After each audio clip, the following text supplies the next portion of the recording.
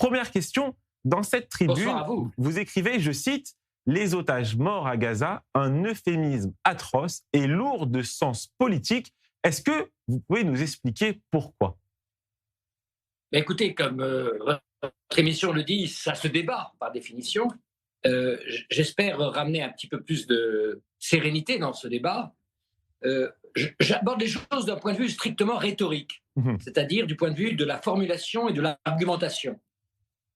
Et toujours été frappé depuis le début, depuis le 7 octobre, par cette expression d'otage mort, qui est une expression a priori neutre, mais qui pourrait bien cacher une sorte d'euphémisme, c'est-à-dire de cacher la réalité, souvent, très souvent, presque toujours, en fait toujours, puisqu'il s'agit d'otages atroces de leurs conditions. Et cela, vous imaginez bien, beaucoup d'attaques. Et les islamo-gauchistes, comme vous l'écrivez dans votre tribune, accusent même Israël d'être responsable de la mort de ses otages. Écoutez, je n'ai pas besoin de l'inventer, puisque les réactions à cet article sont parlantes, puisque c'est sans arrêt, en effet, le thème qui est abordé et soulevé, c'est la faute à Tsahal. Voilà. Donc, les enfants Bibas ont été bombardés par Tsahal. Enfin, les otages sont morts sous les bombardements israéliens. Et Donc, au-delà, ce que je craignais dans l'article, à la fin de l'article, où je dis ce narratif va prendre de l'ampleur, Mhm. se vérifie, hélas, dès aujourd'hui. et au-delà des mots, vous dénoncez aussi le fait que 6 semaines après l'entrée en vigueur du cessez-le-feu, et beaucoup l'oublient en France, 3 otages sont toujours à Gaza. Oui, je crois qu'on vient de retrouver un des 3, sauf erreur. C'est Mais là, une je pense annonce que du vous êtes djihad sûr. islamique. Voilà.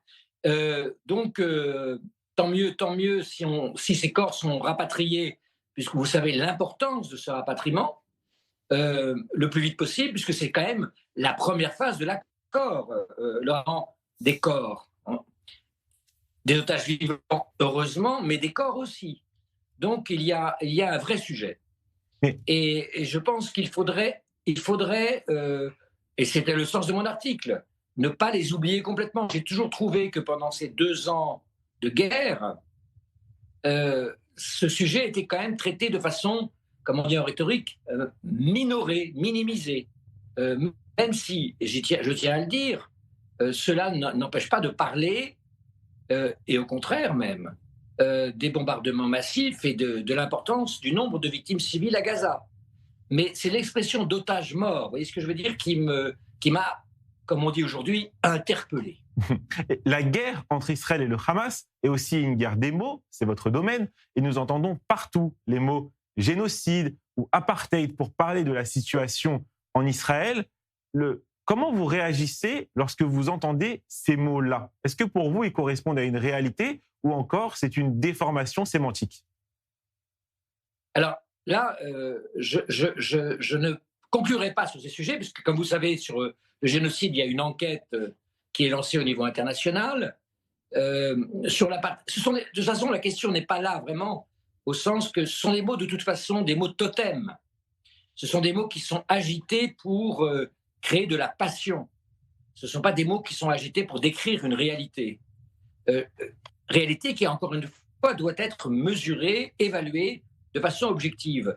Mon propos, il est plutôt de montrer, justement par les otages morts, qu'il fallait dire les otages tués, hein, tout simplement. C'était quand même l'évidence. Je ne crois pas que les otages en question étaient en tourisme à Gaza. Et quelle que soit la responsabilité, c'était le sens de mon article du point de vue du raisonnement. Mhm. Si certains sont morts sous des bombardements israéliens, mais la question profonde et première, c'est que faisaient-ils là? Ils n'auraient pas été tués par Israël s'ils n'avaient pas été là. Ceux qui l'ont été, et qui d'ailleurs sont très souvent surévalués.